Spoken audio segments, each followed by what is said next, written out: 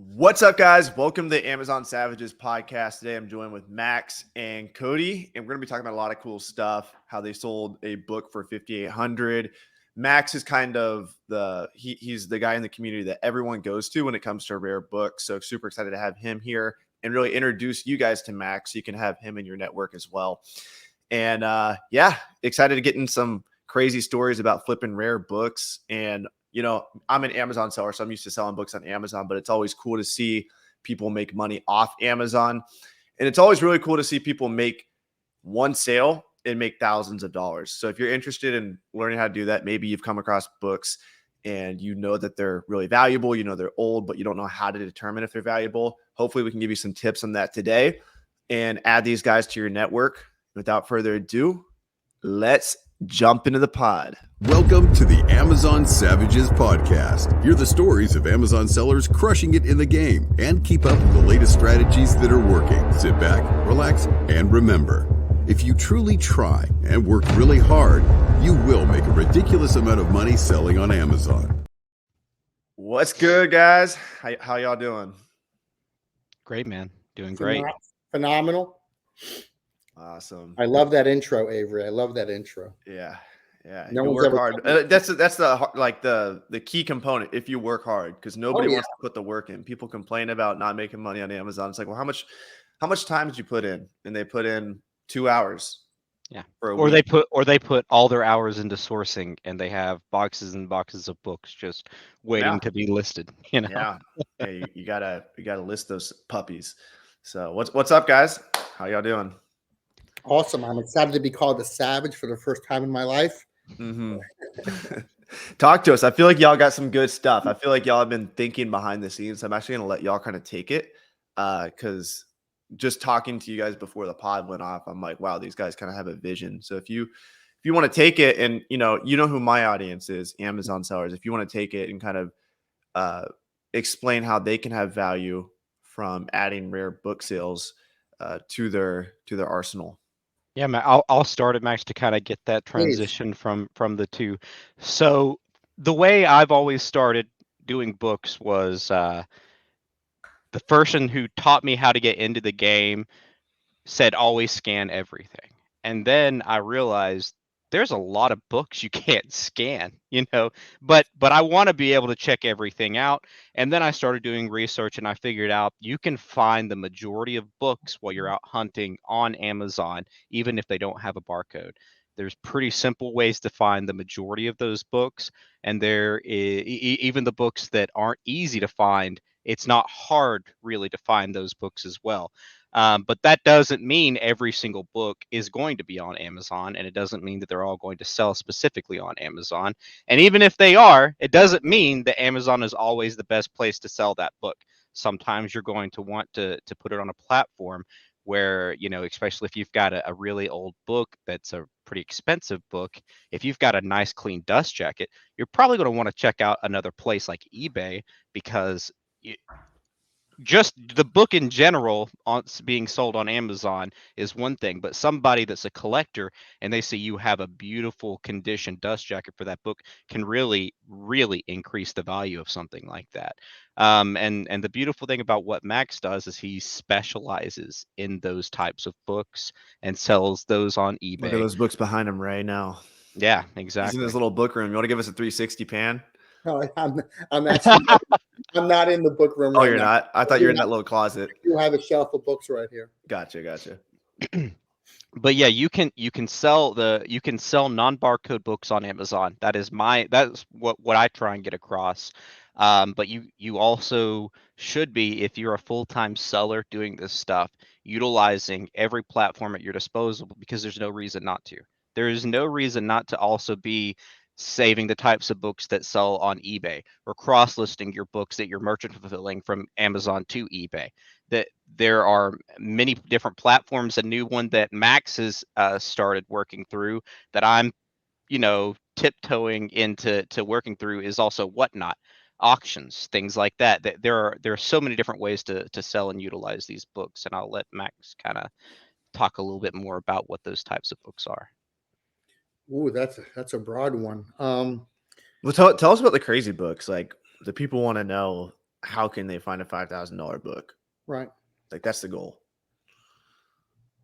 The I just know I've passed up on so many of those. I've sold one. My family claim is a $2,000 Jewish set. I know but, that Hebrew set. You called me about that back in the day. I Yeah. remember that. Yeah. And that one had a sales rank. That one had like I had data on Amazon to know it was going to sell, but there's so many books I probably passed up on that had no Amazon listing at all. And if I could have remember, made me thousands of dollars. if I remember correctly, I think some of those volumes got wet or something, and you had to. I think you had to have your sister rebuy them or something. I remember you contacting me about. Yeah, they yeah, I had a canoe strapped on my car and I closed the door on the canoe strap. Yeah. Don't do that. And then And it the- rained, and then the rain went down the strap, the cloth Oh strap, my God. and it soaked the bottom 2 books. So I had to rebuy the bottom 2 books for this Jewish 22 volume set.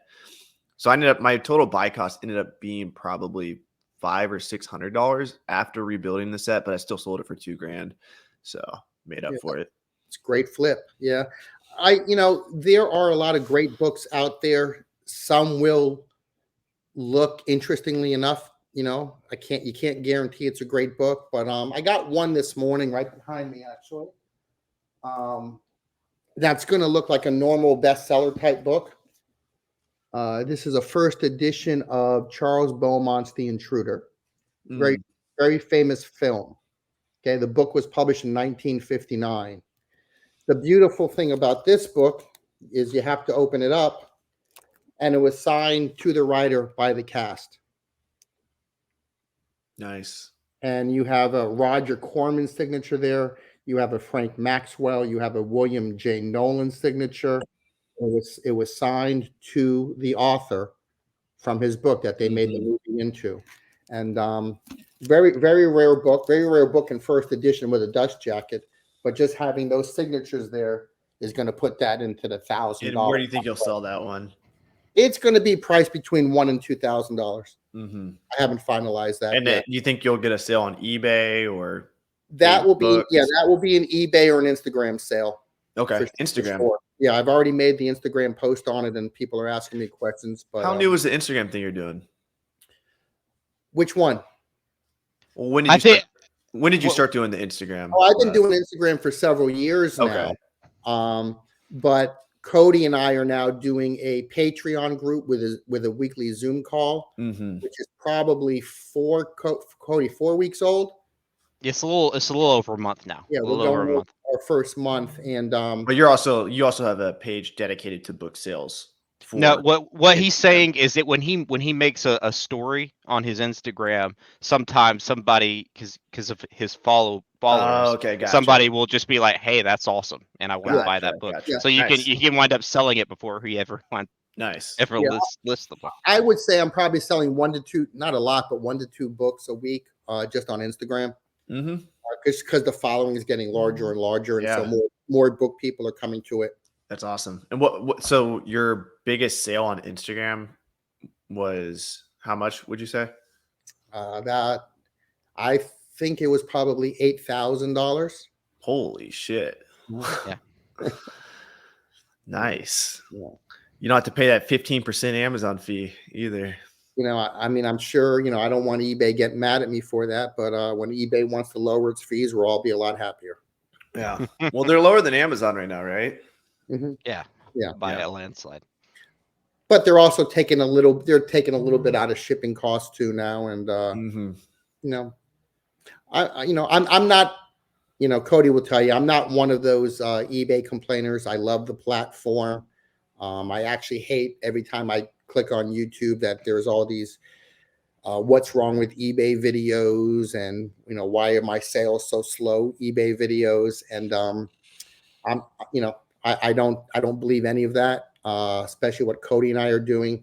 Cody and I are selling a lot of books every day, every week, and we're selling them on both platforms, eBay and Amazon, and we're really targeting books that people miss because they don't want to do the extra work to find them out. A book could be in a foreign language, like the one I sent you earlier, the Korean book. The book is no bigger than your palm. It weighs about 12 ounces. but inside that book are 16 fold out maps. And that book, with a little bit of research, you're not going to find comps on it on WorthPoint or eBay or Keepa. You'd have to go to the auction houses to find those comps. And that book just sold for $5,800, and it was only listed for 3 days. Can we put that one up on the screen real quick? Yeah. Is that the one you have, Cody? Yeah, it's right there. It should be the one pulled up There right it is. now. That's it. Yep. And That's the size of your hand. That's not very big. yeah, not that one. That one's the opposite. Yeah. That's a Oh, my 40 bad. pound. I didn't even realize I could do that. I switched the slides. That's a 40-pound book. No, that one, less than the size of your hand, but it's sort of you have to unfold each page at a time, and when you do all of them, there's 16 fold out maps inside of that. But you cannot see all 16 maps at once. It has to be one map at a time. To me, it looks like a calcified or petrified book. That's a great point. It's so old. You said this is from what year? You see a book, in a different language that you're unfamiliar with, or you see a book that doesn't look like a book, you have to pick that up at those estate sales. If a book does not look like a book, that means it's worth something, guys. Well, the last two books you just showed on your screen were books that don't look like books. Mm-hmm. Yeah. And you can't imagine how many people, especially that are in the Amazon world, who would see something like that in a box that they pick up from a thrift store or, something at Goodwill, and they would just toss it. They would immediately toss it just because it doesn't fit the idea of, even a lot of people just assume, even if it's an old book, if it's destroyed like that, it's not going to be worth anything. And that's not the case. You just have to have the right type of book to fit that criteria, even if it's damaged. And so, Cody, you're running your Amazon business, Mm-hmm. and you're doing this on the side. Doing what on like the side? The rare book sales, monetizing. So what I do, I list a lot of non-barcode books on my Amazon store, a lot of vintage books. I have books all the way up to, the 1910s, 1800s that are listed on my Amazon store. Do you know roughly how many books you have listed? I don't know the amount that I have listed specifically that are non-barcode, but what I can tell you that 30% of my inventory in general is non-barcode books. Do you know how many, what your total active inventory is? For non-barcode? Yeah, just everything. Like everything all together, I think it was around 6,000 something between merchant filled and non-merchant fulfilled FBA. Mm-hmm. But again, the point that I try and stress is that non-barcode books make up roughly 30% of my inventory, but they also make up 50% of my profit yearly. 50%. And so and again, I do bulk. So I'm picking up from thrift stores, I'm picking up from estate sales, I'm picking up from libraries, and I work with probably 50 different places now that I get calls on a weekly basis to come pick up stuff. If any other bulk seller were to be doing this, they would be making 50% less than I'm making. If they were to be in the exact same position, if they were just scanning barcodes, they would be making 50% less based off of not touching the barcode books, not being able to do anything with those non-barcode books. It's nothing to it's not marginal. It's beyond that. And that's not even including the books that go to eBay or the books that get combined for sets to list onto Amazon. So there's so many different steps that I take that a lot of people aren't willing to take that can really increase the profit for your business. Mm-hmm. So what's your workflow look like? You're scanning these, you're scanning the ones you can.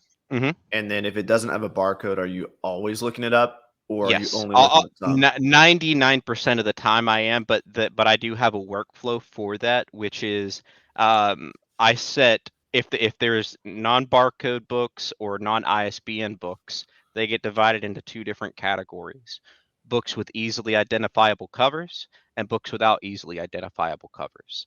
And after I've gone through the process of scanning and checking ISBNs on books, I go to the books with identifiable covers. And the Amazon Seller app can find those books 90% of the time. Mhm. You know, you just Right. take a picture and you'll be able to find it. Now, that doesn't mean that every single time you do that, that specific picture is going to pull up that exact edition of that book, because sometimes Mhm. there's different, but you can play around with it, and the more you do it, you know, the easier that'll get to find the editions that Dude, you I have. just thought of something. Like all these guys that have the automation things for like the different softwares that exist out there. You know what I'm talking about, like the automation line, The conveyor belts. the conveyor Mhm. belt. Yeah. Yeah. Do they have anything where you just stack the book or not barcode up, but cover up, and then have like you can even just put an iPhone and have it in I place? That's something that we're working on right now. We're working Mhm. on something for that. So I can't really get too in depth with it because of that It reason. wouldn't But be too yeah. difficult because all you would need is a phone with the Amazon Mhm. Seller app, because that's the only software that's worth a damn when it comes to scanning covers. And then you would just need it if a result is found. That's the difficult part would be if the multiple ASINs show up, which they almost always do, Yeah, they do. They do. selecting the right one. Yeah, it's definitely something that that's going to take a little extra effort on the seller side of things Mhm. to figure out. But I don't know why my camera just shut off on me again. We still hear you There we go. fine. Okay. It will take a little extra effort for the person that's going through the books if you're trying to automate it as much as possible. But there are ways to do that, and that's something that I'm currently working on, because I think that it's things that it's the type of tool that sellers need, especially if they're in the bulk game. You know, Mhm. because like I said, there's a reasonable portion of your inventory that you're going to get are going to be non-barcode books. Yeah, there's so much money in non-barcode books. Yeah, Part of the that's reason why is just because people don't scan through them. yeah. So non-barcode books equal unscanned books or unprocessed books. It's raw inventory. Whereas barcode books, if you buy them from a source, there's a chance that they were at another source before they got to your source, and they were either looked at by the other source or by your source they were scanned through. And Mhm. so you could be buying inventory that's already been picked over. Oh yeah. But the non-barcode stuff, almost certainly, like even on shelves, like when people go out thrifting, look at the non-barcode books, because those books are just, it means 90% chance no one's looked it up. Correct. I can say this though, because I talk with Cody, every day, several times a day, but Cody is getting books from thrift stores or libraries that have been severely picked over. You would just think the carcasses of the books remain. Mhm. And Cody is making thousands of dollars by going one or maybe two extra steps deep into book hunting and book discovery. And, Cody, I think it's safe to say that every day when we talk, we get surprised at something that you found on the bottom shelf Oh yeah. Oh of yeah. a bookstore. Yeah, I mean, exactly. You just have to, like, again, once you start doing it, it is not an, I wouldn't say it's not super easy to just step into, but as you do it, and the more you do it, the more comfortable you get with it, and the more you're able to identify without having to do the research. You can see off the rip what that a good quality book looks like, and be able to grab it and know that it's going to be something. You may not know exactly what it's worth, but you'll be able to identify those types of books. and also, Cody, some of the books that you're discovering don't look like books either. Yeah, no, yeah. They're thin catalogs Hmm. or thin instruction manuals, 16 pages, maybe 32 at the thickest. And there's no barcode. There's just a cover and a title, and Cody will do the deeper dive into it. And when I say deeper dive, it's 1 or 2 minutes. It's Yeah. nothing extensive, but he's finding these books, and quite often they're $50, $100, $150 on Amazon selling.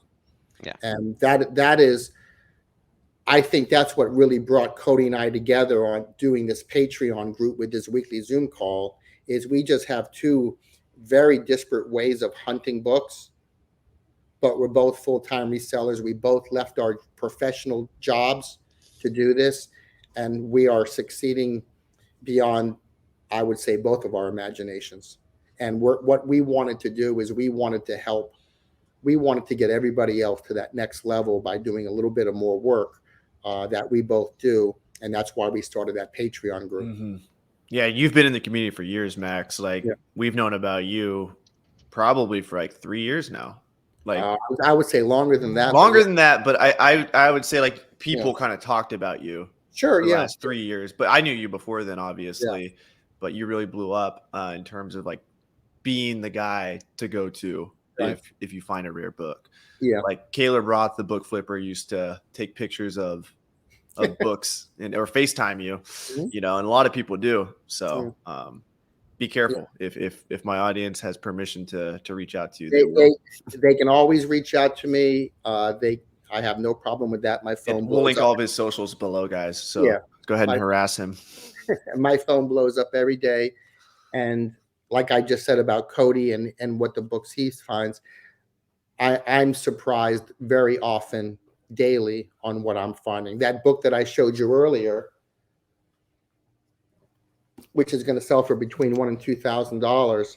This came from a free pickup in California that someone sent me, but it was a free pickup. They got the book for free. And I'm telling you, and Cody can verify this, these books are out there and they're everywhere. It doesn't matter what part of the country you're in. It doesn't matter whether you're a big city like Miami or you're a small town. Like Tallapoosa, Georgia, like where I'm at. I mean, we have a member right now who never sold books before. She joined our group, and she's selling 3 to 4 books every day from a small town in Missouri on eBay, and she just started 3 weeks ago. And that is what makes me so happy, is getting people to understand what makes a good book, because most people are under the wrong impression. Yep. So and you gave us some tips. You said a good book doesn't look like a book. Yeah. Well, the high-end books. Yeah, the real high-end books oftentimes don't look like, you know. What are kind of like the top 2 or 3 signs that like I should probably call Max?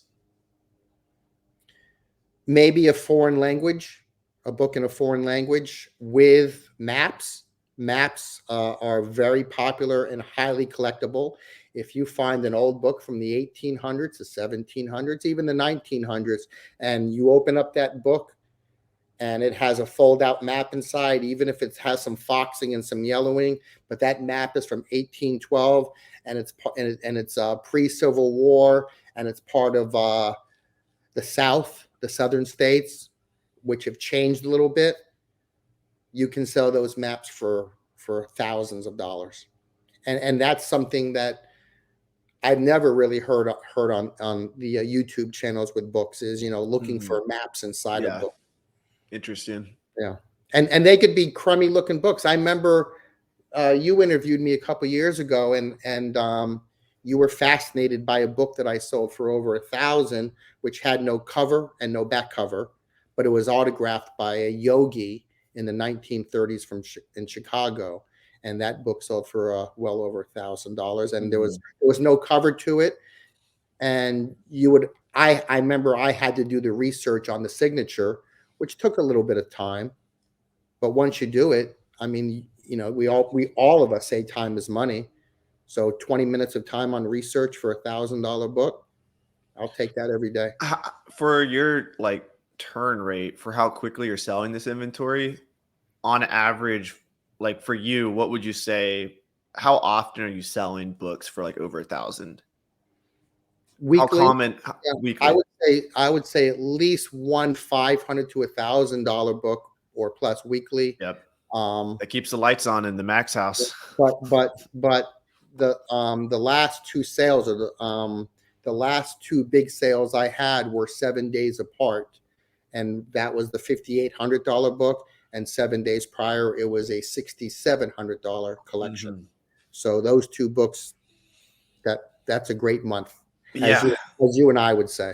And where did those come from? The $5,800 book came from Miami. Came from Coral Gables, in fact. Just like an estate sale? It was an estate, And then the collection of books was it was just an Easton Press sealed collection, sealed Easton Press 100 greatest novels or one of the greatest books. Yeah, those are always great. Yeah. Can you talk a little bit about the estate sale strategy? Like what types of estate sales should people be going to? And I will add that estate sales are phenomenal for finding FBA books too. So if you're trying to build your Amazon book business, which most of you are, estate sales on average generally have much better books than thrift stores. Why? Well, because they're just not picked over. Yeah. And the market has changed. Like, nowadays most estate sales are advertised online. Very rarely are they not advertised online. And so you can go online to a website like estatesales.net, and you can view those pictures on a Tuesday or a Wednesday for that Friday, Saturday, Sunday sale. And I have people who work with me every day, and they send me pictures from all over the country, from all of the estate sales. They're sending me the pictures from the website, and they're asking me which books are good.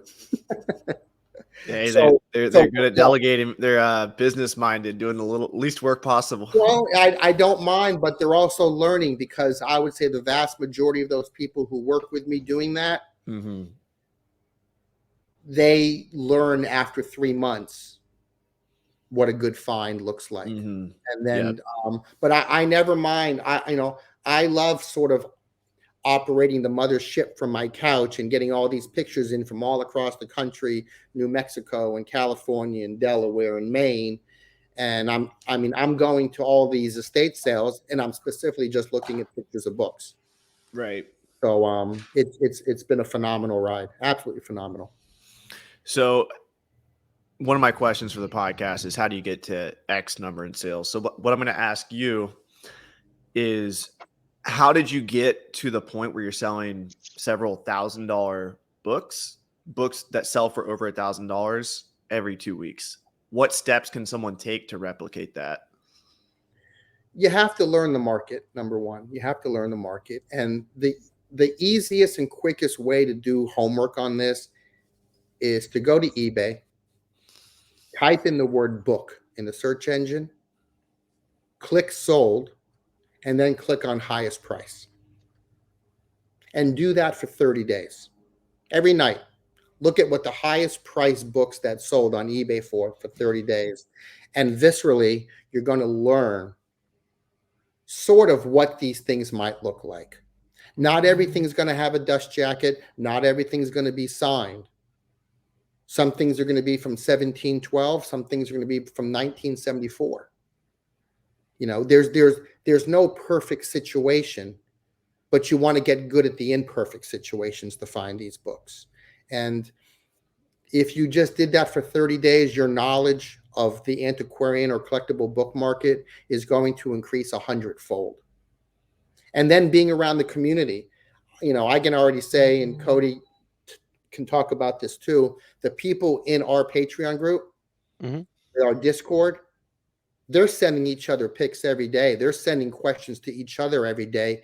And I can see the knowledge has increased on all of these members, because Cody and I are doing less of the answering, and the members are helping the members. And that's why this membership in this community is so awesome. Absolutely. Yeah, they've been, when you have the knowledge to be able to share that with somebody else, I feel like, at least me personally, when you're helping others learn something, you take in more of that information yourself. For sure. It's like being part of a group. It's just, I noticed that people who have success selling on Amazon generally have friends that sell on Amazon, or they at least are part of the community. I don't know if I know anyone who sells on Amazon and is successful that doesn't have friends. Yeah, absolutely. You got to. Otherwise, you don't believe it works. Like, it's just pie in the sky, people on YouTube. But once you have like 3 or 4 friends that, they're doing 100K a month, they're doing 50K a month, they're doing 200K a month, then it's like, oh shit, like people are doing this. But the people in our group are also posting pictures of their finds, and that's helping the people who need to learn. It's a big group think. Everyone's sharing their wins together. And one of the great things that Cody and I have instituted is we want that tight-knit family of members to be helping everybody else. Mm-hmm. I mean, we started it over a month ago, and we had 3 or 4 people, and now it's grown to just under 30. And congrats. And thank you. And we're getting questions every day, and we're getting new signups weekly. And how can my people join? I'll be sure to say Romer. That one. Yeah, be sure to say Romer. But I've sent you a link, but it's going to be under Patreon. And what we have is we'll link that below. Yeah, once you sign up for it, you can sign up the same day that we go live for everything. That's on Thursday at 8:00. And if you sign up at 7:50, you'll have access to our live Zoom call that we do. And it's not just us talking. It's our group being able to communicate with each other. It's not like you're sitting there just listening to somebody for 2 hours. You're a part of it. You get access to the Discord where you're able to ask everybody else questions, ask us questions, and share what your experiences are. Because I as somebody, when I first started, I didn't have people to really share stuff with. I always wanted that. It's like, man, when I sell a great book, I want to be able to showcase those types of things. So that's another thing that you'll be able to utilize in the community. And we just talk about how to be able to sell on Amazon, how to be able to sell on eBay, on every type of platform, books and other media as well. We're not opposed to talking about how you can profit off of other types of media. But we definitely do like to specialize in those non-barcode books because of how much profit you can really get off that area. But again, that's in addition, on my end of things, that's in addition to the already very profitable barcode books. You know what I'm saying? It's not like this is what my business model is solely based off of. It's based off of everything that you can combine together to grow a great business. And Avery, I'll say this: there's too many YouTubers right now talking about how bad eBay is. And are you talking about Steve Rakin? I'm not talking names. They're talking about how bad eBay is and what's wrong with sales and what's wrong with the algorithm. And do I have to end and sell similar to try to produce sales to click the algorithm? I'm telling you this, Avery, we don't talk about any of that in our group. We're talking about how to find the books, get them, and list them and sell them and make money with them. We do not talk. I mean, I'm a little disgruntled with the YouTube eBay community. And hey, you should be thankful. They're helping you out. They're keeping people away from the business. No. There's too much money and too many books out there that go around. And matter of fact, I'm not angry at them. I would love for them to check out what Cody and I are doing, because 100% their numbers will change if they follow what we're doing. And maybe that's me throwing the gauntlet down. But I watch some of these videos daily as I'm doing my work, and I say to myself, why are they not doing books? Why are they not looking? Why are they not following what I'm doing? My 7-day total in the past week was $13,000. My numbers are there. You can go on eBay. You can look. You can question me. But it's not about eBay and what eBay is not doing. It's about what these people are not doing themselves. They have to get back to the book market. I've been in the book business for over 30 years. And for the past 30 years, people have been telling me books are dying and no one's buying books. And I laugh. I laugh every time I hear it. I know that they've said it to you before. How do you sell $10,000 worth of books on Amazon? No one buys books. Yes, they do. They buy books by the second on eBay and Amazon. And the trick is knowing which books those are. That's the end. Yep, that's the question.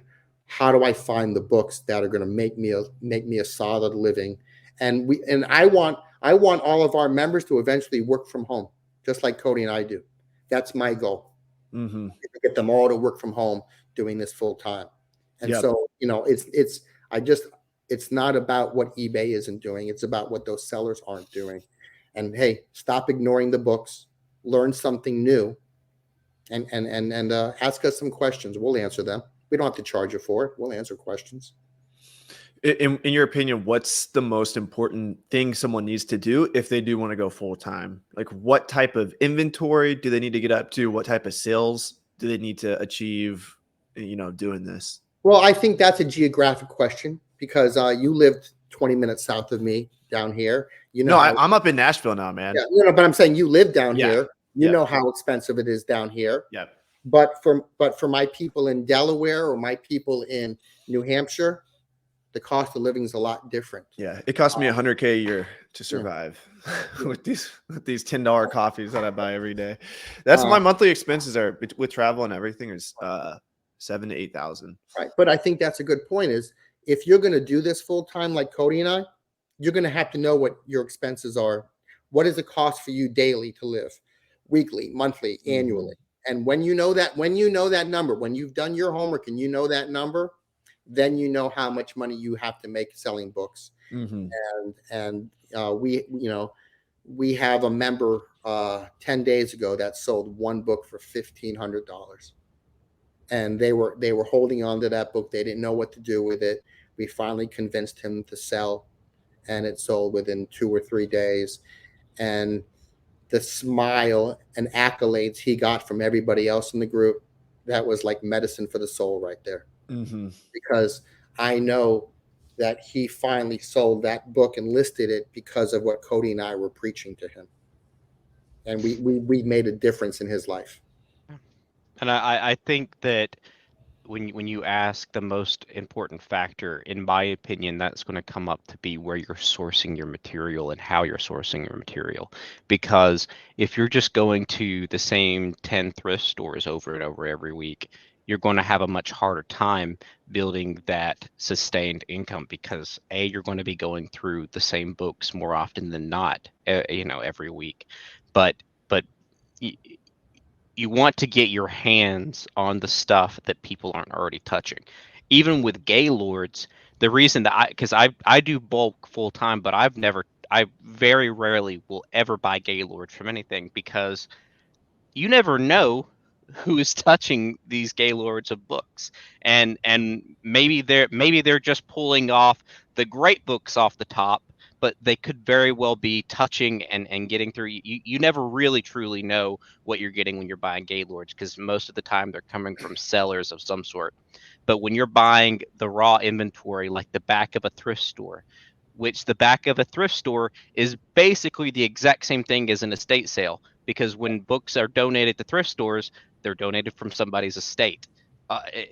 You want to target the books before they get out into the world. You want to get the collections of books. That's how you can really make the most money off of one buy. You could turn a buy of $200 into $3,000 or into $5,000 or more, sometimes less, but usually the percentage of acceptance rate between all platforms you're going to sell on will be the highest when you're buying directly from somebody who owned that collection of books. And I think in my opinion, that's the most important factor to getting to that next step, because you want to be able to hit those numbers faster than having to work harder going and traveling to thrift stores and here or there, when you can do it all from one collection. Imagine making the same amount of money that you made from going to 5 different thrift stores just by going to one estate sale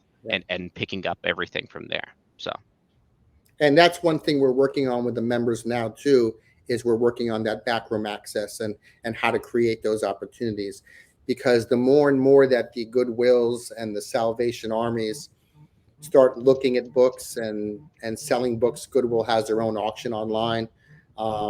You have to get to that back room to find those books before they hit the shelves.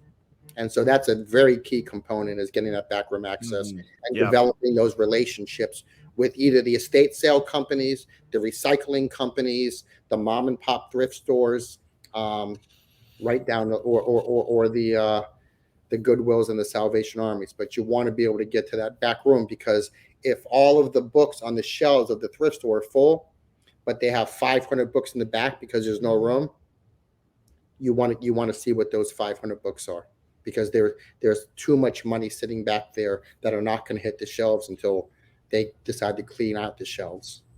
That's if Yeah. they don't wind up throwing them away beforehand because they want to make more space for the 5 other couches that they just got brought into this. Exactly. I have one consigner who just goes to a Salvation Army once a week when they do their dumps, and he sends me books monthly that he's profiting from the books that are being dumped. So I almost shudder sometimes at what I'm missing too, because these thrift stores are throwing books away. Yeah, it's pretty crazy. What's a myth about selling books online?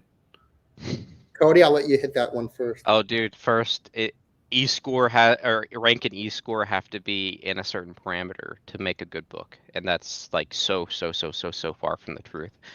I sell books every day that are in the 4 million rank, in the 5 million rank, even 8 or 10 million rank, because first and foremost, rank and e-score are only valued information if there is enough books actively out there listed to showcase anything.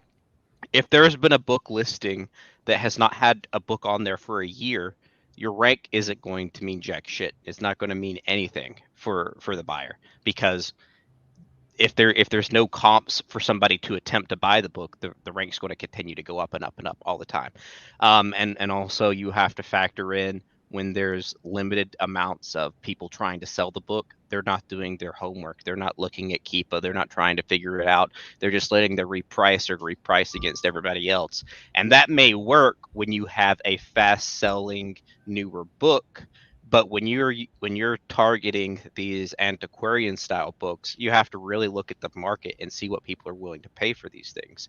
Because sometimes you're going to find a book where there's 5 people listing it right now, merchant fulfilled, for $200, and the rank is like 6 or 7 million. But when you go through and you look, you're like, okay, this book does sell, but it sells for $75, and you're the one that gets the sell because you're targeting it according to what people are willing to pay for those types of books.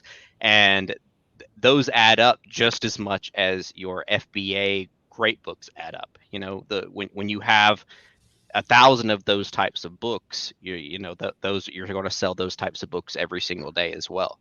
So for me, rank and e-score definitely matter when it comes to books that are in the now, that everybody's that's going through, where there's hundreds of listings of them between merchant fulfilled and FBA. But it doesn't really matter all that much when it comes to these antiquarian style books or the unique books at all. But Cody, I'll say this too. A couple of weeks ago on the Patreon and the Zoom call, you showed a book that's a very good seller on Amazon. It was a $4 or $5 million rank little thin book on canning or something like that. Yeah. And, I don't remember the name of that company. It's the Ball. BAL, yeah, Ball. Yeah. I mean, we see these books everywhere, Avery. These Ball catalogs are everywhere. And Cody learned and discovered that there's a huge market for it on Amazon.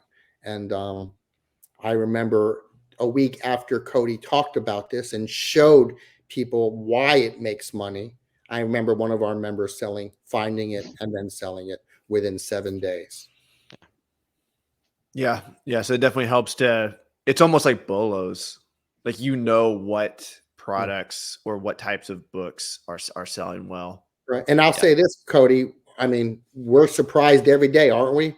I mean, we can call it a bolo, but we are surprised whether it's a Vitamix catalog or a Ball catalog.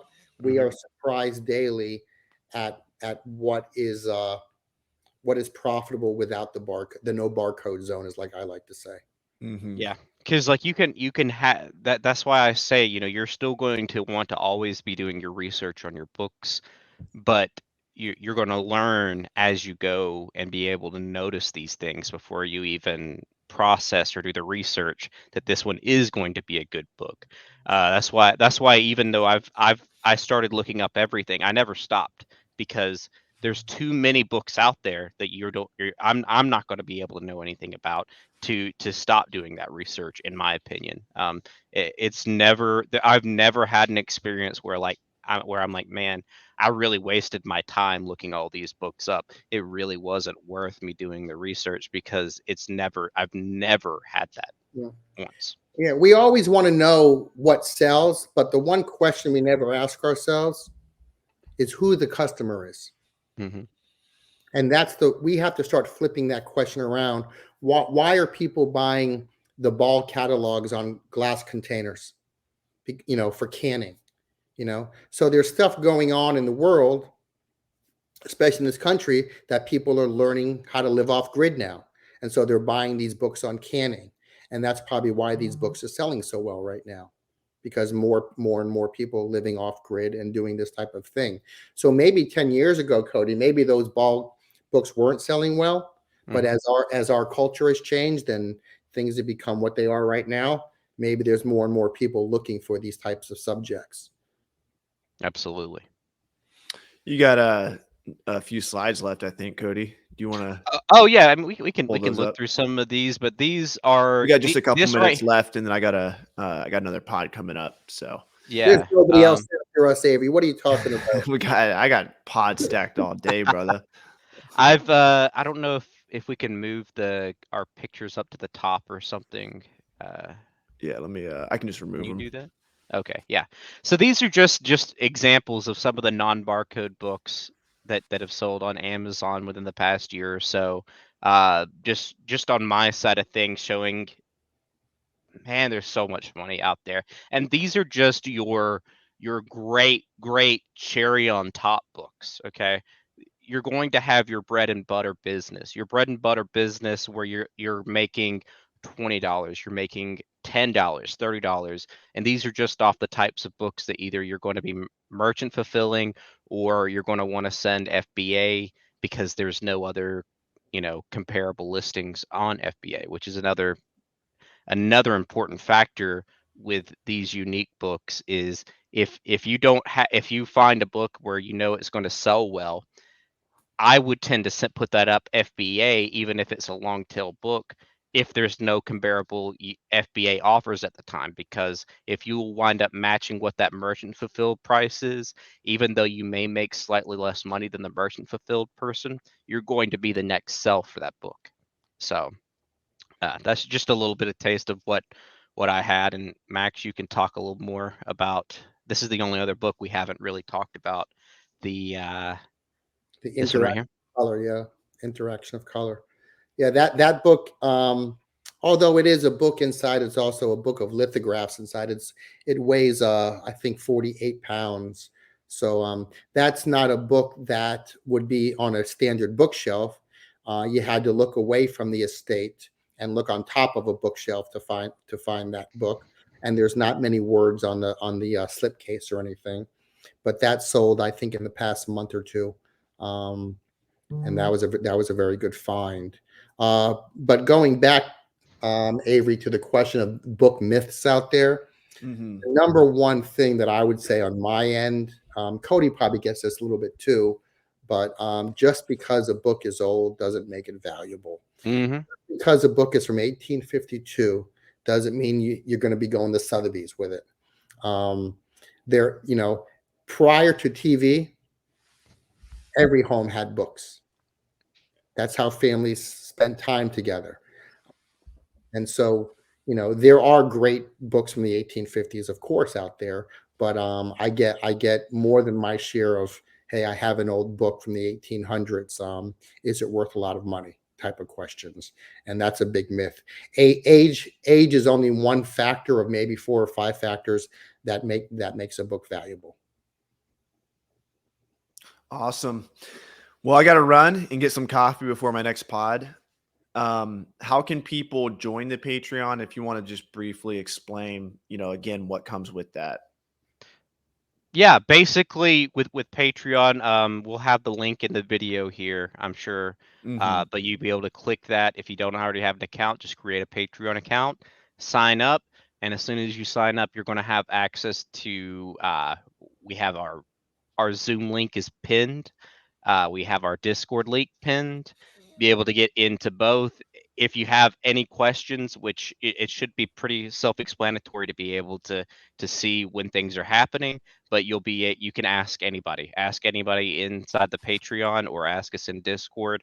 We'll be able to help get you started. Once a week, we go through, just as a quick summary of what we do. I teach people how to find and sell these types of books on Amazon. Max teaches everybody how to find and identify these types of books and sell them on eBay.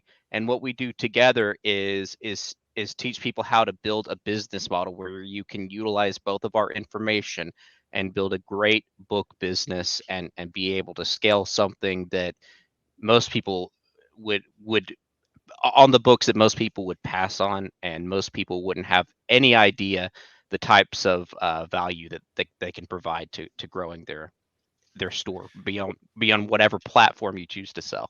Cody, can we get a tour of your little listing setup there? Well, right now I can't. My camera's locked down into position because I'm using my XLR. But right now I have lost my recycler. So I kind of have things in boxes up until this week, until I have my new recycler that's coming to pick up most of my books. I used to that's one of the things we talk about when there's negative things that happen to us too. You know, I had a recycler that had a dumpster out here, a 32-yard dumpster for, almost two plus years. And it was just so easy. I didn't have to worry about Gaylord, didn't have to worry about anything. But they since closed their doors. They're no longer in business. And I've been running around with like a chicken with my head cut off, trying to find somebody to take all of this crap from me now. And experimenting. Yes. And yeah. Yeah, I'm actually changing and trying to monetize more books than I used to, because before it didn't really matter. I was fine tossing it because I'd rather just spend my time going through and making sure I'm doing a good job with what I'm currently enlisting. But now I'm focusing on trying to experiment with, taking books to used bookstores that are of a certain type, and trying to get maybe in-store credit or cash that way. Just if I'm going to put in the effort with my duds, I want to try and monetize as much of that as I can as well. So Avery's done that with McKay's. Done that. Yeah, I've gotten thousands and probably tens of thousands in McKay's trade credit. But I got to run, guys. I got this other pod literally right now. Thank you, Avery, for coming on. Go give these guys a follow. I'll link their socials below. Peace out. Peace. Good night.